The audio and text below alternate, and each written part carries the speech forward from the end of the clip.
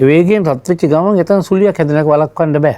එතකොට මේක කලේ අපි ඒ වෙනස් කිරීම තමයි මේ සාපේ මුල. ඒ කලාපේ රත් කළොත් සුළි සුළඟක් හැදෙනවාමයි එතන. සුලියක් හැදෙනවා. ඉන්ධන ගහගන්නේ මුහුදෙන්. පැය 72ක් විතර එක දිගට ලංකාවේ වහිනකොට පයන වැස්සොත් එක දිගට නවතින්න නැතුව නායාම සාමාන්‍ය දෙයක් ලංකාවේ. උතිශීප්ත වීම, උඩනමත වීම තුනක් ගැන සාකච්ඡා කරනවා බාඩියා සහ වෙගනර්. හුඟක් අය සුළි සුළඟට සාප කරනවා. බනිනවා. සමහර අය අපේ වාන්දරට විවෘත කරවක ඒක ගැන බයිනවා. නමුත් තමන්ට බැනගන්න කවුරුවත් මේ වෙලාවේ සූදානම් නැහැ. බැනගන්න ඕනේ තමන්මයි. හේතුව දේශගුණය නැත්නම් කාලගුණය මෙච්චර වියරු වැටිච්ච කාලයක් නැති තරම්. දිගටම වියරු වැටිලා වුන් පහර දෙනවා. මට මතකයි මේට අවුරුදු 5කට විතර එහා පැත්තේ මම ලියනවා ඇත්ත පත්‍රයට ලිපි 100ක් ලිව්වා.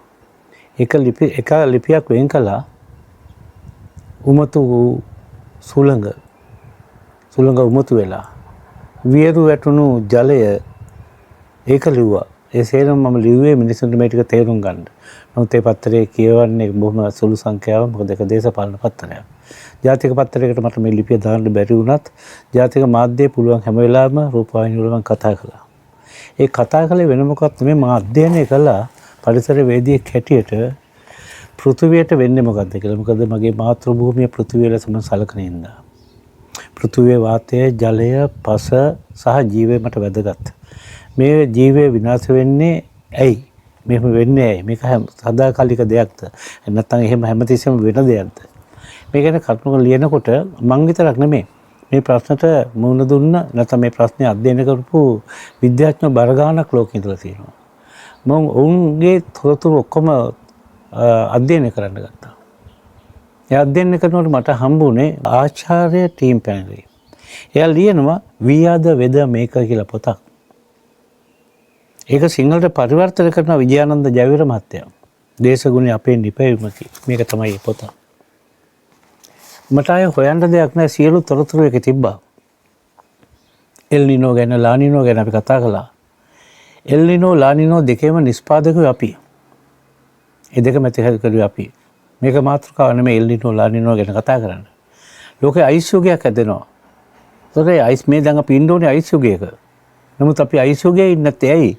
ලෝක ගෝලීය වාතයේ උණුසුම්. එින්දා අයිස් ලෝකයක් හදන්න බෑ. ඒ සියල්ලම සාකච්ඡා කළා. කොළාරපත විනාශ වෙන්නේ ඇයි? මේ සේරම කතා කළේ මේවා මිනිසාගේ වැඩ හින්දා.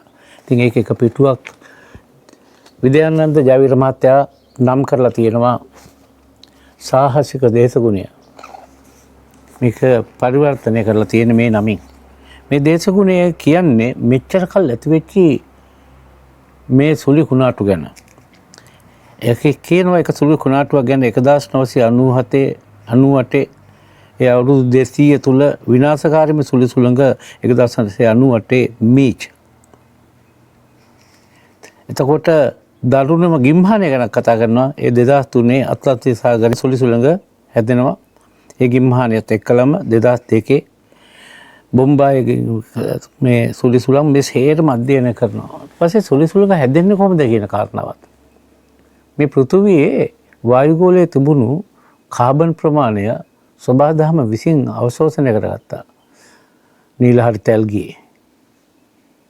ඒක දියසෙවල වෙලා දියසෙවල පාසි වෙලා පාසි ගස් වෙලා ගස්වල කඳන් වල ගබඩා කරගත්තා කාබන්.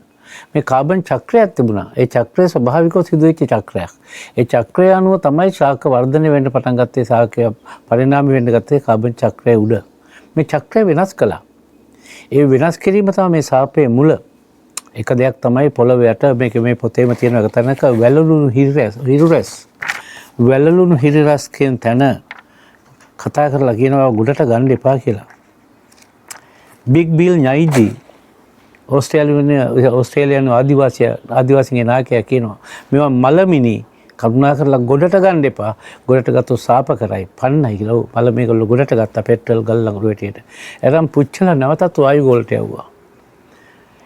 ඒ යවාපුවා ගිහිල්ලා වායුගෝලයේ ටිකක් වායුගෝලයේ උරාගත්තා. කොටසක් ගිහිල්ලා මුහුදේ තියෙන ලුණු එක්ක අහුවෙන්න ගත්තා. ඉතින් ලුණු කොහෙද තියෙන්නේ? ලුණු වැඩි තිබුණ තැන සූර්යය එතන මුදුන් වෙච්ච ගම එතන රත් වෙන්න පටන් ගන්නවා. වේගයෙන් රත් වෙනවා. ඒ වේගයෙන් රත් වෙච්ච ගමන් එතන සුලියක් හැදෙනක වළක්වන්න බෑ. එතකොට මේක කලේ අපි බිග් බන් නයිද කියාපු විදිහටම මේ දැන් අපිට සාපේ අපි පස්සෙන් එනවා. සියටල් ගැන මිනිස්සු කතා කරනවා. නමුත් බිග් බිල් නයිද ගැන කතා කරන්නේ නැහැ. ඔහු මේ ටික කිව්වා. එතකොට මේ සුලිසුලන් ටික පන්නනවා. ඉතින් සුලිසුලන් පන්නනකොට ඒ සුලිසුලන් නම් තියන්නේ කාන්තාවන් එන මම දැක්කා එකම එකක් විතරයි පිරිමියගේ නමක් තිබෙන්නේ මහසෙන් කියලා. ඒකට ගොඩක් ප්‍රශ්න ආවා. අනිත් ඔක්කොම කාන්තාවගේ නම. කාන්තාවක් විරුවට නම ඒ තියෙන කලාව, එබින්සු ගාව තියෙන ලස්සන, ඒගොල්ලන් ගාව තියෙන සුන්දරත්වය නැත්තටම නැතිලා යනවා. ඒ හින්දා මේ පරිසරයේ තියෙන ලස්සන, සුන්දරය, කලාව සේරම මේ සුලිසුලු එකක් විදිහින් විනාශ කරන හින්දා ශ්‍රීට ආදි වශයෙන් නම් කරනවා. එක එක නම් වලින් නම් කරනවා. මේ සැරේ නම් දිත්වා නම් කළේ එහෙමයි. විශාල විනාශයක් කළා. විශේෂයෙන් මේ විනාශය කළේ ශ්‍රී ලංකාවට. හේතුව උනේ මේ වෙනකොට සූර්යයා සැප්තැම්බර් මාසයේ 23 වෙනිදා සමකේ උඩට ඇවිල්ලා ලෝකේ මැද රේඛාවට ඇවිල්ලා හිමින් දවස් 3.9කට එක අංශකයේ ගානේ. එයා පල්ලෙහාට යනවා දෙසැම්බර් මාසයේ 21 වෙනිදා මකර නිවර්තනයට යන්න. මේ ගමන් කරන්නේ අතිශයින්ම සුවිශේෂී කලාපයක ඉඳලා. ඒ කලාපයේ තියෙන වතුර, මුහුද. සමකයෙන් උඩහා තියෙන ගොඩබිම. ඒ තමයි ගොඩබිම විශාල වශයෙන් යුරෝපයේ ගොඩබිම තියෙන්නේ. සමකෙන් පල්ලෙහා තියෙන ඕස්ට්‍රේලියාවත් ඉන්දියාවත් ඔය තියෙන පුංචි දූපත් ටිකත් දකුණු ඇමරිකාවේ කොටසකුත් දකුණු අප්‍රිකාවේ කොටසකුත් ඔය ටික අනිත් ඔක්කොම මුහුදු. ඒතකොට මේ මුහුදේ තමයි දැන් ලුණු එක්ක වෙලා තියෙන්නේ. ඒක තමයි ලුණු කියන්නේ කාබන් එකතු වෙලා තියෙන්නේ. මේ යම්කිසි කලාපයක සූර්යයා ඉන්නකොට ඒ කලාපයේ රත් කළොත් සුළුසුලුකක් හැදෙනවාමයි එතන. සුලියක් හැදෙනවා. ඉන්ධන ගහගන්නේ මුහුදෙන්. ඉන්දර ගහගෙන එක වැඩි වෙනවා. ඒ වැඩි වෙනකොට පෘථිවිය කැරකීම තුළ මේ ගොඩබිම එක තුලට තල්ලු වෙනවා. දැන් අපි තල්ලු වුණා, අපි ලංකාව තල්ලු වුණා හරියටම සුළුසුළු ගස්සට. එතකොට සුළුසුළුඟක් ගොඩබිමේදී දුර්වල වෙනවා. අහපව මුහුදකට එක්කහ වුණොත් ඊළඟ මුහුදේදී ආයෙත් පෙට්‍රල් ගහ ගන්නවා. ඒක බල ශක්තිය ගන්නවා මුහුදෙන්.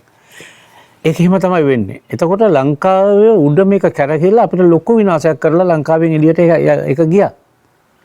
එතකොට ඒ අනාශය කරපු විනාශය බරපතලයි. මොකද අපේ සාමාන්‍ය හුළඟ නෙමෙයි විශාල හුළඟේ වේගය වැඩි වුණා. ඒකම විශාල ජල වාෂ්ප ප්‍රමාණයක් අපිට ගෙනත් දැම්මා.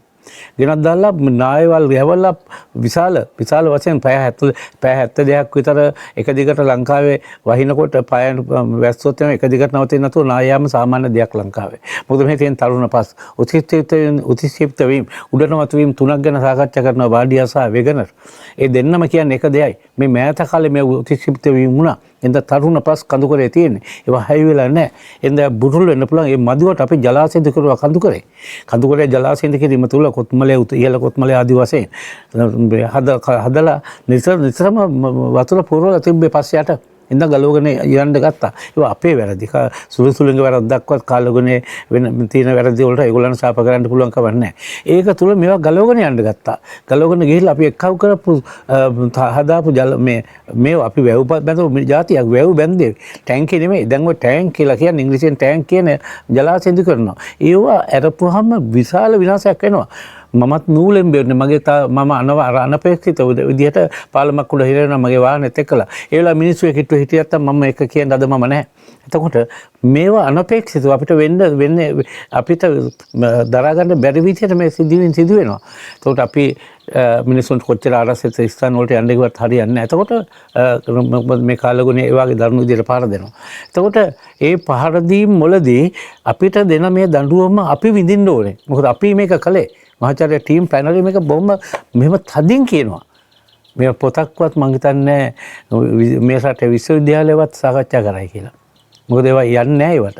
ගියත් ඒගොල්ලන්ගේ විෂයන් වෙන ඒවා. පරිසර විද්‍යාව විෂයක් වෙලා තිබ්බනම් මේවා තේරුම් ගන්න පුළුවන්කම අපිට තිබුණා.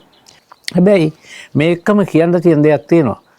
වතුර කොච්චර ලෝකෙක තිබුණත් මුහුද ඔක්කොම තිබුණ වතුර තිබ්බත් අපිට බොන්න බෑ ඒවා ලුණු. ඇලවල් දිගේ ගංගා දිගේ ගියත් අපි ඒවා දූෂණය කරලා ඒවත් බොන්න බෑ.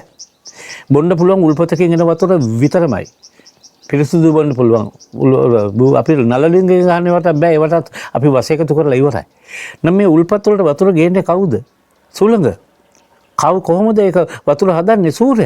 සූර්යයා මුහුද උඩට මුදුන්ුනේ නැත්නම් ජල වාෂ්ප උඩට ගිහිල්ලා මෝසම් වලින් හරි සංවහන වැස්සෙන් හරි රටාසල ඒ ටික අරන් එන්න බැයි නම් අපිට වතුර නැහැ. ඒ කියන්නේ වැස්ස නැහැ.